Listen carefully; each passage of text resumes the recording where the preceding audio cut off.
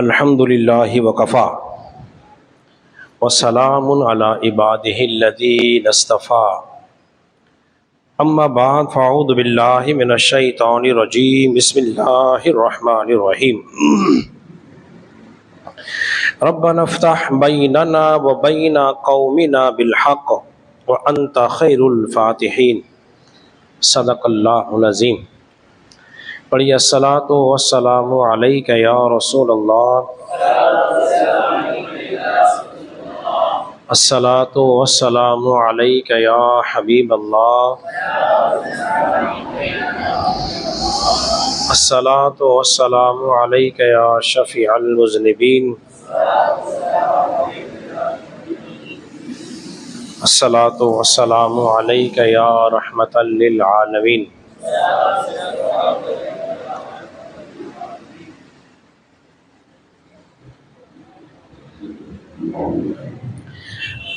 नबी का नवासा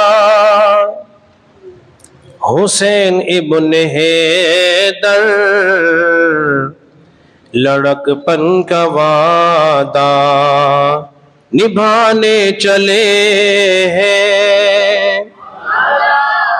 सारे मिलके कह दीजिए ना।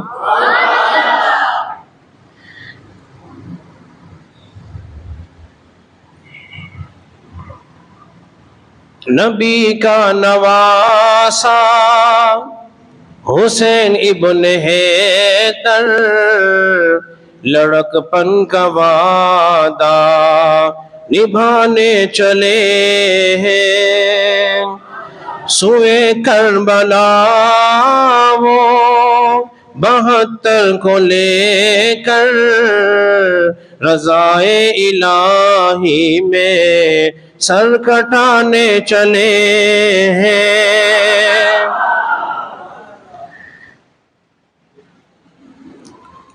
हम्दो सलात के बाद हज़रात मोहतरम 10 रोज़ा मुहर्रम हराम के सिलसिले में ये आज हमारी आखिरी नशिस्त है। अल्लाह की फ़ज़ल उसकी तौफ़ीक़ से मैंने मुख्तलिफ़ मौज़ूआत पर आपके सामने गुफ्तगू करने की सआदत हासिल की है और कोशिश की है कि उन अक़ायद व नज़रियात को बयान किया जाए जिसका ताल्लुक़ अक़ायद अहले सुन्नत से है।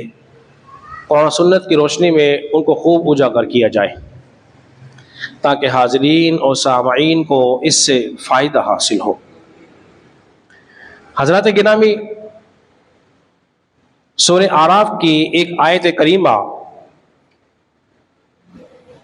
आज आपके सामने दरस में मैंने रखी है। इस आयत करीमा को आज हम समझने की कोशिश करते हैं।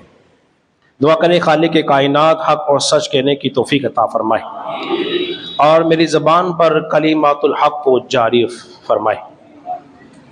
अल्लाह ने शाह फरमाया, रब्बना इफ़्तह बैनना व बैन क़ौमिना बिल हक़, ए हमारे रब, हमें और हमारी कौम के दरमियान हक फैसला फरमा दे। व अंता खैरुल फ़ातिहीन, और तेरा फैसला जो है सबसे बेहतरीन फैसला होता है। क्या फरमाया जा रहा है? अल्लाह तू हमारे अंदर और हमारी कौम के दरमियान सच्चा फैसला फरमा दे, दुरुस्त फैसला फरमा दे, हक वाला फैसला फरमा दे। क्यों? इसलिए कि तू सबसे बेहतरीन फैसला करने वाला है और रब से अच्छा फैसला किसी का हो नहीं सकता। फरमाई बात आपके, रब के बाद सबसे बेहतरीन फैसला मुस्तफ़ा का होता है। जो रब के फैसले को नहीं मानता वो भी दार इस्लाम से खारिज, जो मुस्तफ़ा के फैसले को नहीं मानता वो भी दार इस्लाम से खारिज। फैसले दो ही मानने हैं, अल्लाह का भी मानना है, अल्लाह के रसूल का भी मानना है। बात दो ही माननी है, अल्लाह की भी माननी है, अल्लाह के रसूल की भी माननी है। हज़रात गिरामी, जब दो जमातें आपस में लड़ जाए या इख्तिलाफ हो जाए तो जाहिर सी बात है उसमें से एक जमात ऐसी होती है जो हक पर होती है, लेकिन दूसरी जमात या दूसरा गिरोह उसके हक को नहीं मानता या नहीं जानता या नहीं देता। और फिर वो अपने फैसले को अपने रब के हुजूर छोड़ दे, तो फिर अल्लाह तबारक व तआला सबसे बेहतरीन फैसला करने वाला है, बशर्ते कि वो अल्लाह पर कामिल भरोसा और उसका ईमान हो, डामाडोल ना हो, तजब्जुब में ना हो, कामिल भरोसा हो। जब कामिल भरोसा होता है और जो अल्लाह की रजा पे राजी रहते हैं, फिर कहते हैं अल्लाह मैंने अपना फैसला छोड़ दिया तेरे ऊपर, अब जो तू फैसला करे मैं उस फैसले पे राजी। बज़ाहिर अगर वो फैसला उसके हक में नजर नहीं आता तब भी राजी रहना चाहिए, इसलिए कि हक और बातिल अजल से है अबद तक रहेगा, अजल से है और बोलिए अबद तक रहेगा। देखिए जब आदम थे तो शैतान भी हुआ, आदम से पहले शैतान था। अगर हजरत आदम ना होते तो शैतान का अंदर का शर कैसे जाहिर होता। इब्राहीम अलैहिस्सलाम थे तो नमरूद भी हुआ। अगर इब्राहीम ना होते फिर अल्लाह के सच्चे खलील कैसे बनते। इसी तरह मूसा अलैहिस्सलाम के दौर में नमरूद हुआ, फिरौन के दौर में मूसा अलैहिस्सलाम हुए, तो अल्लाह ने हर फिरौन के लिए मूसा को रखा है। इसी तरह आप चलते जाइए तो फिर अगर अबू जहल ना होता तो फिर मुस्तफा करीम सल्लल्लाहु अलैहि वसल्लम की शान का इजहार कैसे होता। वो आपको परेशान करता और हुजूर सबर करते। तो एक तरफ अबू जहल वाले थे, एक तरफ मुस्तफा वाले थे, यानी कि मोमिनीन थे। ऐसे ही रसूलुल्लाह सल्लल्लाहु अलैहि वसल्लम के बाद एक तरफ यजीद था, दूसरी तरफ इमाम आली मकाम थे। मज़ाहिर तो यजीद समझ रहा था कि मैं जीत गया, लेकिन हकीकत में हार गया। समझ नहीं आप बात, हकीकत में वो हार गया। तो अल्लाह फरमाता है रब्बना इफ्तह बैनना व बैन कौमिना बिल हक, ए हमारे रब तो हमारे दरमियान हक वाला फैसला फरमा दे, इसलिए कि तू बेहतरीन फैसला करने वाला है। अब जब अल्लाह फैसला फरमा दे उस फैसले पे क्या होना चाहिए, बोलिए राजी होना चाहिए। इमाम आले मकाम को देखिए कि जब आप मक्का मदीना छोड़कर कूफे की तरफ रवाना हुए और आपकी मुलाकात एक इराकी शख्स से हुई और आपने उससे पूछा कि भाई बताओ जरा इराक के हालात, कूफे के हालात कैसे हैं। उसका नाम था बुशैर बिन गालिब। उससे पूछा बताओ उसका हालात कैसे हैं। उसने अर्ज की ए अमीर मोमिनीन, ए नवासे रसूल, क्या पूछते हो उनके हालात के बारे में। उनके दिल आपके साथ हैं मगर तलवार यजीद के साथ हैं, तलवार यजीद के साथ है। बहुत अहम बात समझाने लगा हूं। इस आयत को पेश नजर रखे। कौन सी आयत को? अल्लाह तू हमारे दरमियान, हमारी कौम के दरमियान हक का फैसला फरमा दे। फिर अल्लाह ने फैसला क्या फरमाया, यफ़अलुल्लाहु मा यशा, फिर अल्लाह जो चाहता है फैसला फरमा देता है, जो चाहता है फैसला फरमा देता है। लेकिन एक बात और भी ज़हन में रखिए, वो क्या है? तीसरी कुरान मजीद फुरकान हमीद की आयत करीमा आपकी समाअत को नजर कर रहा हूं, फिर तीनों को समझिए। फैसला अल्लाह के इज़हार, अल्लाह जो चाहे फैसला कर दे। तीसरी आयत क्या है? लन युसीबना इल्ला मा कतबल्लाहु लना, इंसान को वो तकलीफ पहुंचती है जो मुकद्दर में लिखी हुई होती है। जो तकलीफ पहुंचेगी इंसान के मुकद्दर में लिखी हुई होती है, वो तकलीफ बोलिए पहुंच कर रहती है। इसलिए हदीस में आता है अगर कोई शख्स, सारे दुनिया के लोग मिलकर किसी को कुछ देना चाहें, सारे दुनिया के लोग मिलकर किसी को कुछ देना चाहें और अल्लाह नहीं देना चाहता, तो वो सारे बंदे मिलकर उसको दे नहीं सकते। अगर सारे बंदे मिलकर उसकी तकलीफ दूर करना चाहे और अल्लाह ना करना चाहे तो तकलीफ दूर नहीं हो सकती। और सारे मिलकर उसको नुकसान पहुंचाना चाहे और अल्लाह ना चाहे तो उसको कोई नुकसान बोलिए नहीं पहुंचा सकता। इसलिए हदीस में यह भी आता है जब बच्चा मां के रहम में होता है फरिश्ता आता है, उसमें होने वाली हर चीज लिख देता है। उसका रिस्क भी लिख दिया, उसके मामलात भी बोलिए लिख दिए। अब इंसान को जो तकलीफ राहत पहुंच रही है वो तकदीर में बोलिए लिखी हुई होती है। किस तरह? अब 6 रिवायतें मिलती है, मैं उनमें से 3 का तस्करा करता हूं क्योंकि 6 रिवायत जो है वो बिल्कुल मिलती जुलती है। सबसे पहली रिवायत इमाम हुसैन के बारे में, और फिर समझिए इस आयत करीमा को, ला युसीबना इल्ला मा कतबल्लाहु लना। इंसान को वो तकलीफ पहुंचती है जो मुकद्दर में बोलिए लिखी हुई होती है। उम्मुल मोमिनीन हज़रत आयशा सिद्दीक़ा रज़ियल्लाहु ताला अन्हा बयान करती हैं, फरमाती हैं हुजूर मेरे साथ थे और जिब्रील आए, और जिब्रील आने के बाद खबर दी, कहा कि या रसूलल्लाह सल्लल्लाहु अलैहि वसल्लम, आपकी उम्मत आपके इस बेटे को करबला के मकाम पर शहीद कर देगी, और जिब्रील ने मुझे उस मकाम की मिट्टी दी है। पहली खबर। अब यह खबर मशहूर थी, तकदीर में लिखी जा चुकी थी, जिब्रील ने आके खबर दी थी, और अल्लाह की दी हुई खबरें कभी गलत बोलिए नहीं होती। दूसरी रिवायत जो उम्मे फजल बिन्त हारिस रज़ियल्लाहु ताला अन्हा बयान करती है, कहती है एक दिन हुजूर सल्लल्लाहु अलैहि वसल्लम की मैं खिदमत के अंदर हाजिर थी, और मैंने अपनी गोद में से इमाम अली मकाम इमाम हुसैन को रसूलुल्लाह की गोद में दिया, और हुजूर ने उन्हें अपने सीने से लगाया, उन्हें चूमा और प्यार किया। तो मैं क्या देखती हूं कि आपकी आंखों से आंसू बह रहे हैं, बहने लगे। मैंने पूछा कि रसूलुल्लाह सल्लल्लाहु अलैहि वसल्लम ये आंसू क्यों बह रहे हैं? तो आप अलैहिस्सलाम ने फरमाया, ए उम्मे फजल, ये जिब्रील खड़े हैं और इन्होंने मुझे खबर दी है कि मेरी उम्मत मेरे इस बेटे को मेरी उम्मत अनकरीब मेरे इस बेटे को मैदान करबला के अंदर शहीद कर देंगे, और मुझे वहां की सुर्ख रंग की मिट्टी मुझे दी है। कितनी रिवायत हो गई बोलिए? 2। एक में फकत सिर्फ मिट्टी का तज़किरा है, दूसरी में सुर्ख मिट्टी का तज़किरा है। एक और रिवायत उम्मुल मोमिनीन हज़रत उम्मे सलमा रज़ियल्लाहु तआला अन्हा बयान करती है, यह रसूलुल्लाह सल्लल्लाहु अलैहि वसल्लम की वो ज़ौजा मोहतरमा है जिसका सबसे आखिर में विसाल हुआ है, सबसे आखिर में 63 हिजरी में आपका विसाल हुआ है। और यह पहले अबू तलहा अंसारी के निकाह में थी,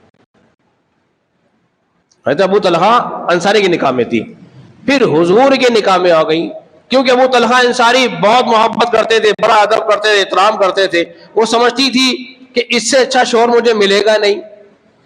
जब कोई चीज जाती है ना, अल्लाह उससे बेहतर अता फरमाता है। अरे बोलिए न जोर से सुभान अल्लाह। उससे बेहतर अबू तलहा अंसारी गए, अल्लाह तबारक व तआला रसूलुल्लाह अता फरमा दिए, उनके निकाह में हो गई।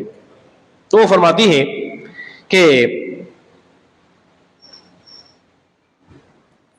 हसन और हुसैन रसूलुल्लाह सल्लल्लाहु अलैहि वसल्लम के सामने खेल रहे थे, और जिब्रील आए, और आने के बाद आपको कहा कि रसूलुल्लाह सल्लल्लाहु अलैहि वसल्लम आपके इस बेटे हुसैन को मैदान करबला में शहीद कर दिया जाएगा। अगर आप चाहें तो मैं आपको वहां की थोड़ी सी मिट्टी दूं। तो जिब्रील ने आपको वहां की थोड़ी सी मिट्टी दी। जब आपने उस मिट्टी को सूंघा ना, उसमें से रंज की बू आ रही थी, रंजो अलम की बू। तो फिर आप अलैहिस्सलाम ने उसको अपने सीने से लगाया और फरमाया, ए उम्मे सलमा, इस मिट्टी को बोतल में रख लो, जिस दिन ये खून हो जाएगी समझ लेना मेरे हुसैन को कत्ल कर दिया गया है। और हजरत उम्मे सलमा हर रोज उस मिट्टी को देखा करती थी, कहीं खून तो नहीं हो गई। पहली रिवायत में मिट्टी का तज़किरा, दूसरी में सुर्ख मिट्टी का तज़किरा, और तीसरी रिवायत में ये मिट्टी खून की तरफ सुर्ख हो जाएगी। मैंने 3 रिवायतें आपके सामने बयान कर दी हैं। और फिर समझ लीजिए इस आयत करीमा को भी कि लन युसीबना इल्ला मा कतबल्लाहु लना, हमें जो तकलीफ पहुंचती है वो पहुंचेगी जो अल्लाह ने तकदीर में लिख दी है। हजरात मोहतरम, इसीलिए नबी करीम सल्लल्लाहु अलैहि वसल्लम ने इरशाद फरमाया था, इस मंजर को देखकर हुजूर की निगाहों के सामने सारा मंजर था। एक रिवायत आपके सामने बयान कर दूं अपनी बात की तायद के अंदर कि नबी पाक सल्लल्लाहु अलैहि वसल्लम जो है कयामत तक के होने वाले हालात को बोलिए देख रहे हैं। आप फरमाते अल्लाह तबारक व तआला ने दुनिया को मेरे सामने समेट दिया और दुनिया में जो कुछ होने वाला है मैं ऐसे देखता हूं जैसे हाथ में अपनी हथेली को देख रहा हूं। हुजूर की निगाह देखिए, सारे हिजाबात। वो नबी जो मिंबर पर बैठकर जंगे मोता के हालात बयान करे कि अब झंडा फलाने उठा लिया, अब झंडा फलाने उठा लिया, अब झंडा फलाने उठा लिया है, तो उसकी निगाह से कोई शे पोशीदा रह सकती है? बोलिए, नहीं रह सकती। एक बात और कह दूं, आप मस्जिद मौजूद है, आपने यूं हाथ बढ़ाया ना, ऊपर किया, साहबा देख रहे हैं हालत नमाज में हुजूर को कि कदम पीछे किया, हाथ बढ़ा रहे हैं। कुर्बान जाइए, साहबा के भी हर वक्त मुस्तफा को तकते रहते थे। नमाजें भी हो रही हैं और दीदार मुस्तफा भी हो रहा है, बंदगी भी हो, साथ साथ दीदार मुस्तफा भी होता रहे। तो असल में नमाज यही थी। तो फिर हुजूर से पूछा ना कि रसूलल्लाह ये क्या माजरा है? आपने फरमाया मैंने जन्नत को देखा है और मैंने एक फल अगर तोड़ना चाहता ना, अगर मैं तोड़ लेता, रहती दुनिया तक खाते रहते, खत्म ही ना होता। हुजूर की निगाह, हुजूर का इख्तियारात देखिए। ये तीन रिवायतें मैंने इसलिए बयान की है ताकि मैं अब जो बात बयान करने लगा हूं उसमें वजन पैदा हो जाए और उसकी तायद हो जाए। हुजूर के सामने सारे हालात थे, हुजूर देख रहे थे कि क्या होना। अब इस रिवायत का लुत्फ लेना, हुजूर की निगाह से करबला का मैदान पोशीदा नहीं था। क्या क्या होना है? जो नबी मस्जिद नबी में बैठकर जंगे मोता का हाल सुना सकता है, तो वही नबी मस्जिद में बैठकर जंगे करबला का हाल भी बता सकता है।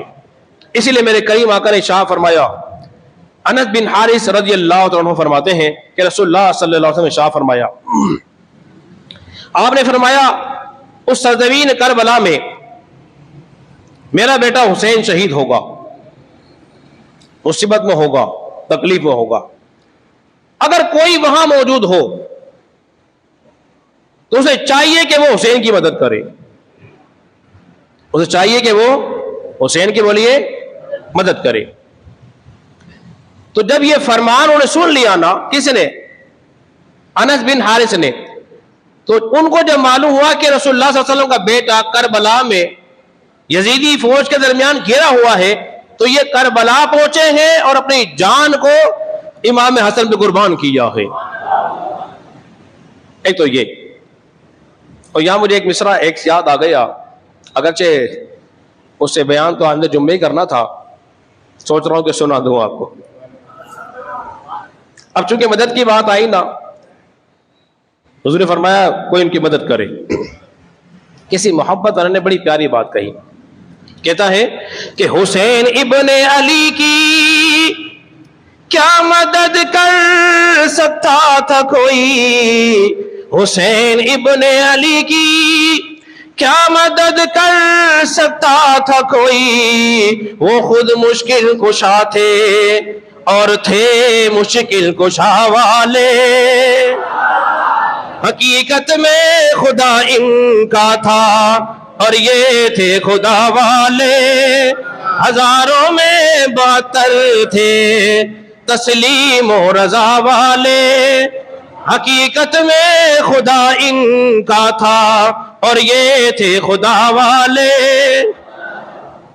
और जब हजरत से किसी ने वतन पूछा तो फरमाया मदीने वाले कहलाते थे, अब हैं करबला वाले।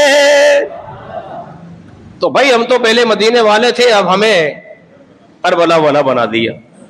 लन युसीबना इल्ला मा कतबल्लाहु लना। और अल्लाह जो फैसला करता है वो बेहतरीन फैसला करता है। फिर हुआ क्या कि कबीला कल्ब का एक नौजवान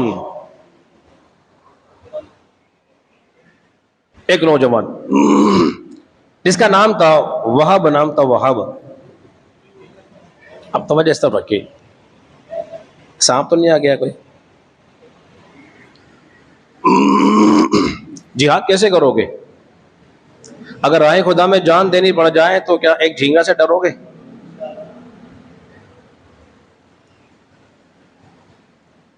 तो तवज्जो रखिए मेरी तरफ, दूध पाक बड़ी मोहब्बत के साथ।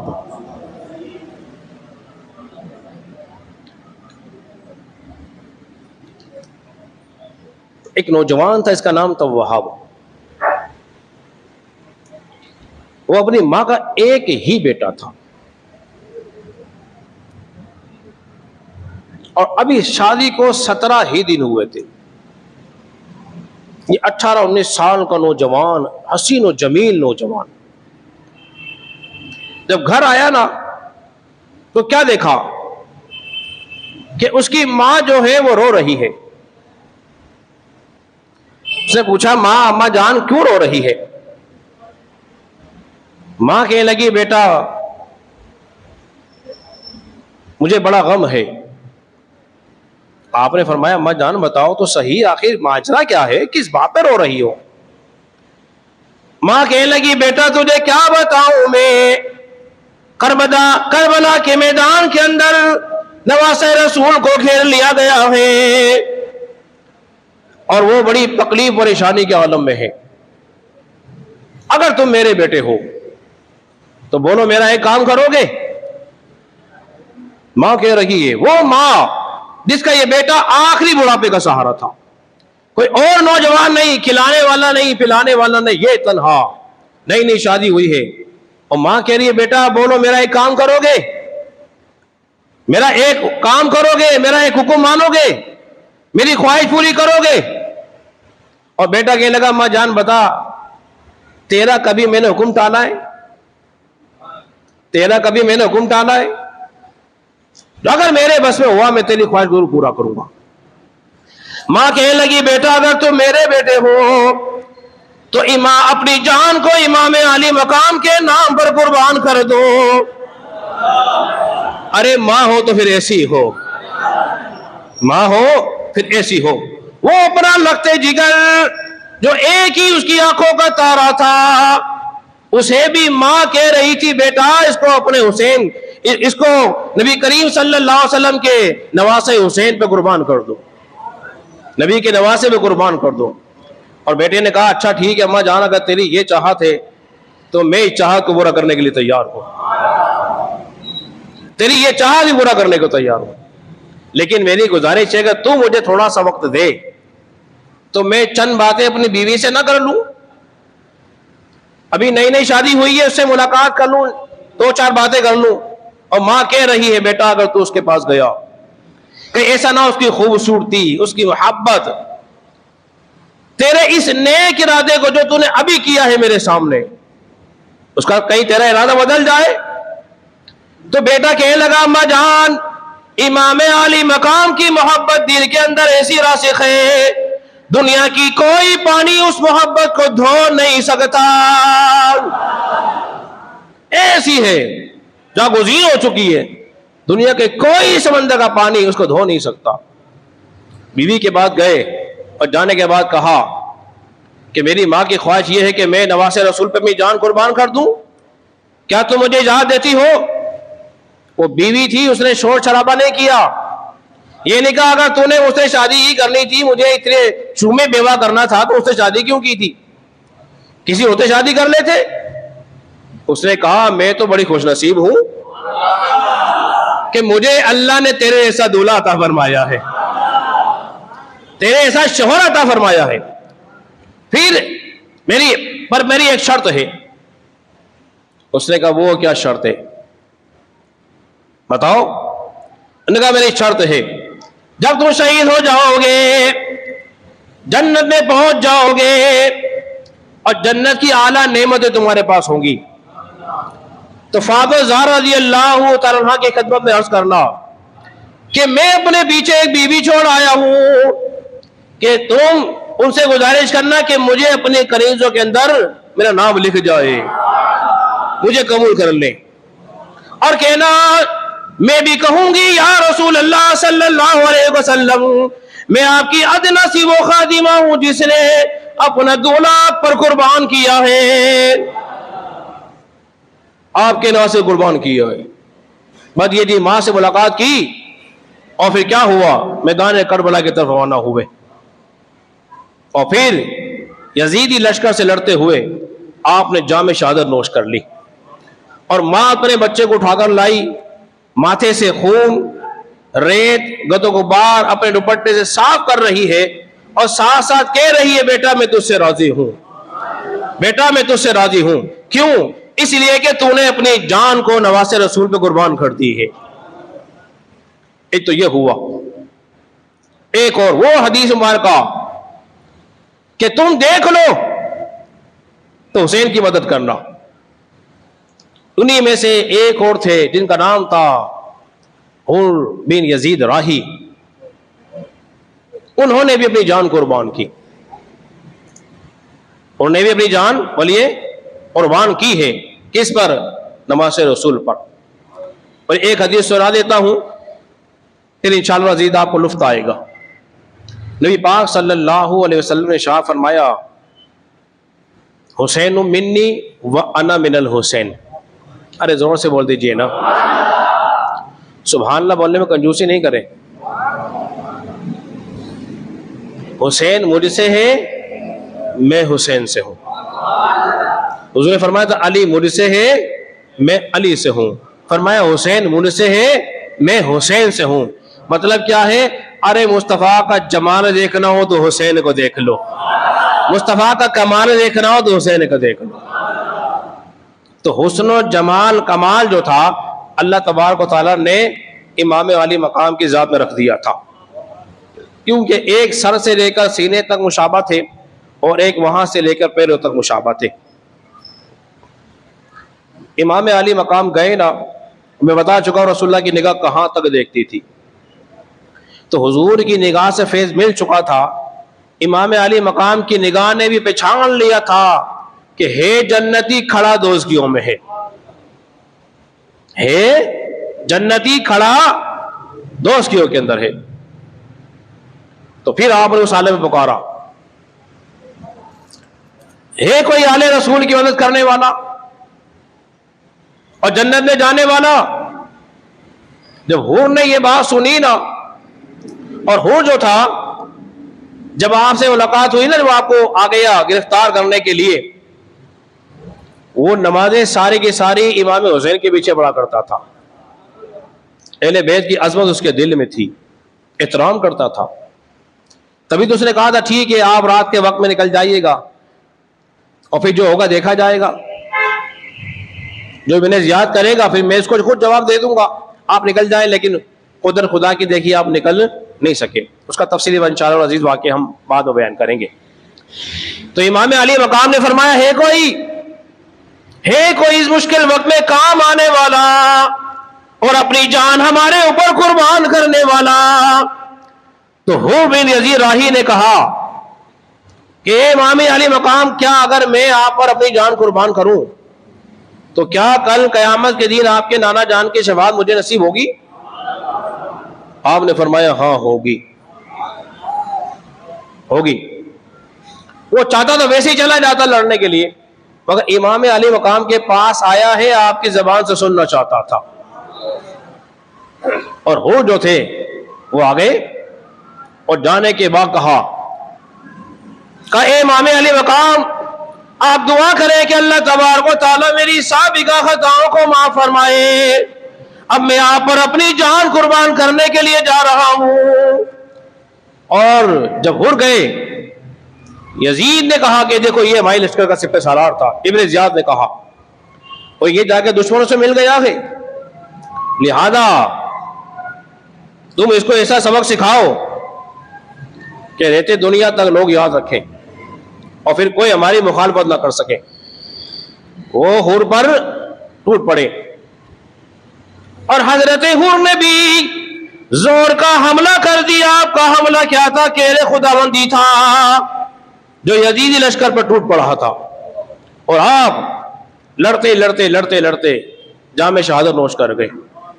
इसलिए किसी ने कहा था खूब, ये नारा हुर का था जिस वक्त फौजे शाम से निकला कि देखो यूं निकलते हैं जहन्नुम से खुदा वाले, हकीकत में खुदा इनका था और ये थे खुदा वाले।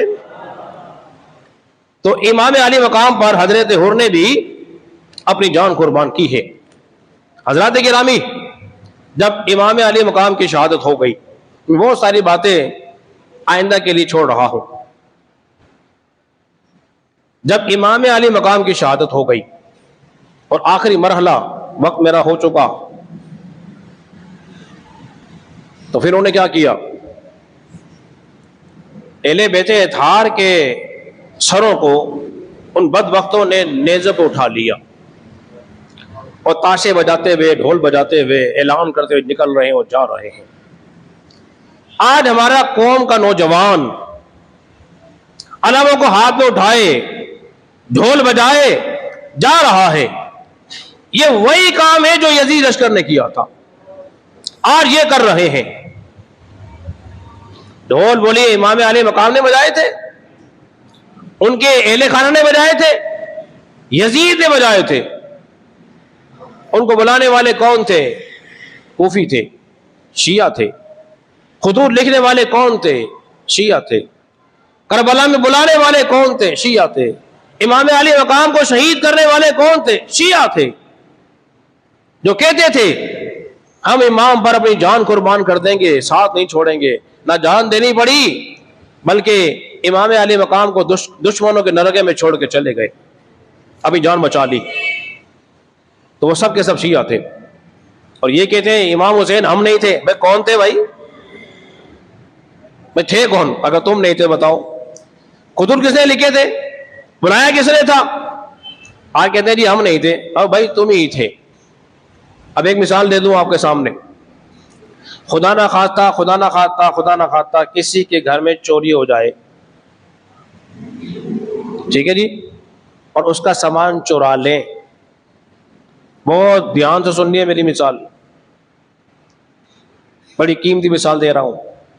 किसी घर में हो जाए चोरी, उसका कीमती सामान उसके घर से बरामद हो, तो बताओ चोर कौन होगा?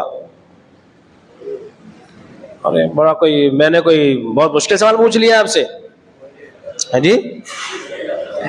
अरे जोर से बोलो, यकीन करो आपकी मूवी नहीं बन रही है जी।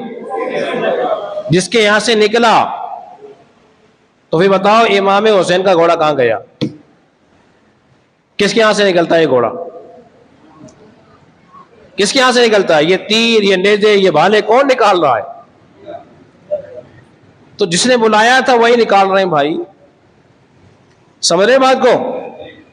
फिर क्या हुआ? जिस ऊंटनी पर इमाम अली मकाम सवार थे, वहां घोड़े का जिक्र नहीं मिलता। समझाई बात है? अब बहुत कीमती बात करने लगा हूं। जिस ऊंटनी पर सवार होकर आप आए थे वो ऊंटनी थी, ऊंट था, घोड़े का जिक्र नहीं मिलता है। वहां भी घोड़े का तज़किरा भी मिलता है, लेकिन जिस पर आप आए थे, आप ऊंटनी में तशरीफ लाए थे। जब आपको शहीद कर दिया गया, उन बदबख्तों ने आपके हथियार, आपकी ज़राए, आपकी तलवार, आपका सामान सबका सब घेर लिया और ले गए। जिस और आपकी ऊँटनी थी, उन्हें कहा अब इमाम हुसैन तो हो गए शहीद, रही ऊँटनी, इसका क्या करेंगे? ऊँट हमारे पास ही बहुत। तो उन्होंने उस ऊँट को किया ज़बा, क्यों ना इसकी दावत उड़ाएं। कुदरत खुदा की देखिए, जब उन्होंने उस ऊँट को ज़बा किया, उसको पकाया, गोश्त सारा का सारा कड़वा हो गया। गम में, अजाब में, गोश्त सारा कड़वा, खा ना सके उसको। फिर दीवारों से, आसमान से रोने की आवाजें आई, आसमान सुर्ख हो गया, 3 दिन तक अंधेरा छा गया, सुर्खी सुर्खी। तारीख में लिखा है किताबों के अंदर कि सितारे दिन में नजर आने लगे, आसमान से खून बरसा। ये सारे वाकयात हुए। बैतुल मक़दस तक जो पत्थर उठाया जाता उसमें से ताज़ा खून निकल आता, और जब इमाम अली मकाम के सर को तश्त में रखकर यजीद के दरबार में पेश किया गया ना, अभी बच्चे कुछ बता रहे थे मुझे, कह रहे थे बाद वो हैं जो यजीद को अमीर मोमिनीन भी कहते हैं। ऐसे बदबख्त हैं, यजीद तो मर गया, उसकी औलाद जिंदा है, उसको अमीर मोमिनीन कहते हैं माज़अल्लाह। उस पर लानत भेजनी चाहिए। इन्नल्लज़ीना यूज़ूना अल्लाह व रसूलहु लअनहुमुल्लाहु फ़िद दुनिया वल आखिरह, जिसने अल्लाह उसके रसूल को इज़्ज़त दी उस पर लानत है अल्लाह और फरिश्तों की, दुनिया और आखिरत में। तो जब उसके सामने, बस आखिरी बात फिर अपने गुफ्तगू खत्म, लंगर भी आ गया आप आपके लिए, तो उसने आपके हाथ में छड़ी थी एक, वो छड़ी से इमाम हुसैन के लब और रुखसार पे मारता था, गुस्ताखी करता था, गुस्ताखी की। तो एक वहां पर मौजूद थे जिन्हें कहते हैं सईद बिन मुसय्यिब, उन्होंने कहा कि यजीद तू बेअदबी की गुस्ताखी ना कर, जिन लब और रुखसार पर तू छड़ी मार रहा है ना, खुदा की कसम मैंने इन लब और रुखसार को मुस्तफा को चूमते हुए देखा है, चूमते हुए देखा है।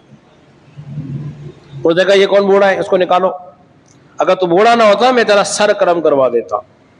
आपने फरमाया तुझे मेरे बुढ़ापे का ख्याल आ गया, अल्लाह के रसूल के खून का ख्याल नहीं आया। तो इस कदर दर्दनाक आपकी शहादत थी। हज़रत मोहतरम, अल्लाह रब्बुल इज़्ज़त के बारे में दुआ करें, खालिक के कायनात हम सबको समझने और अमल पैरा होने की तौफीक अता फरमाए।